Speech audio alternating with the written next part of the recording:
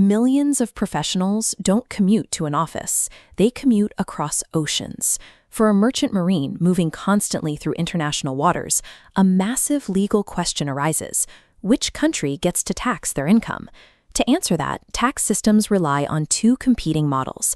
The first is source-based taxation. This system captures revenue based strictly on where it is economically generated, regardless of who earns it. The alternative is residence-based taxation. Under this model, it casts a single net over a person's global income, pulling it into one jurisdiction based on where that person officially lives. Under the Indian Income Tax Act, an individual's residential status is the definitive test. It is the trigger that decides if their worldwide income falls into the Indian tax net. But that status isn't permanent. It must be recalculated from scratch for every single financial cycle, known as the previous year. Miscalculate your days, and a worker who spends 10 months at sea could suddenly find their entire annual earnings subjected to an unexpected tax levy back home. The statutory baseline for this calculation is Section 6(1) of the Income Tax Act. The primary rule is straightforward. An individual is deemed a resident if they are physically present in India for 182 days or more during the previous year. But there is a secondary condition to catch frequent travelers. A person is also classified as a resident if they spend just 60 days in India during the current year, provided they have spent a total of 365 days there across the preceding 4 years. This secondary rule creates a trap for maritime professionals who take short shore leaves between international contracts. An active sailor might easily trip that 60-day wire while visiting family, and over a 4-year career, accumulating 365 total days of leave is a common occurrence. If applied literally, this baseline test would classify almost the entire transient maritime workforce as permanent Indian tax residents. Because counting days this way inflicts a heavy penalty on global seafarers, the law requires a precise structural intervention.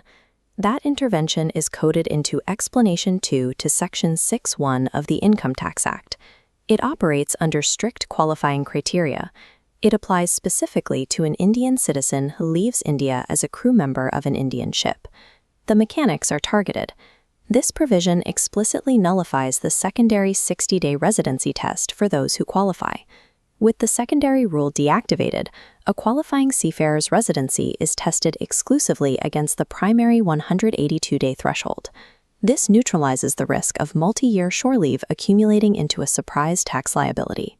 Yet, while this shield solves the historical data problem, it introduces a specialized logistical issue, accurately counting physical presence when the workplace itself is constantly moving. How exactly does an auditor measure staying in India when the taxpayer is stationed on a mobile vessel? Legally, India extends beyond the physical landmass. It includes territorial waters, pushing 12 nautical miles out into the sea. A ship might spend days moored in a harbor waiting for customs clearance, or slowly transiting between domestic ports before finally accelerating into international waters. Does the sailor's residency clock continue to tick upward for every hour the ship idles in that coastal zone?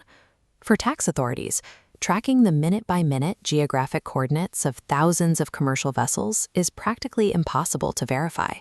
Since relying on fluid geographic boundaries creates administrative chaos, the tax code replaces physical reality with rigid documentary certainty. Rule 126 acts as an algorithmic solution, removing geographic guesswork from the audit entirely.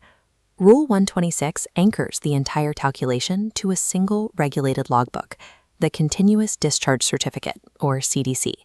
The logic is absolute. For any eligible international voyage, the span of time between the date the sailor joins the ship and the date they officially sign off, as stamped in the CDC, is legally deleted from their total stay in India. Consider a specific test case. Mr. Ajay, an Indian citizen crewing a Mauritius-bound ship during previous year 2025-26. His continuous discharge certificate indicates he officially boarded the vessel on July 16, 2025. The same logbook proves he signed off his duties months later, on January 19, 2026.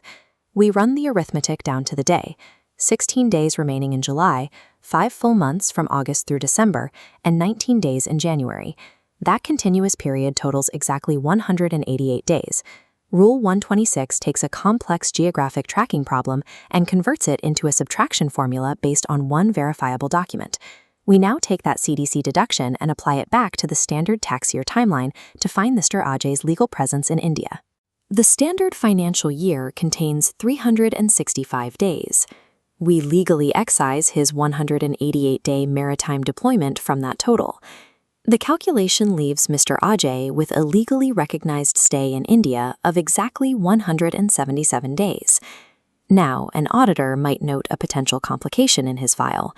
Mr. Ajay had actually spent 415 days in India over the previous 4 years. But the statutory shield holds. Because he qualifies under Explanation 2 to Section 6.1, that entire 415-day historical record is blocked from consideration.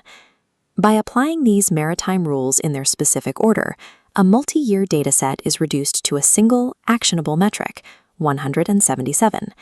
We measure that final metric against the primary statutory requirement of 182 days.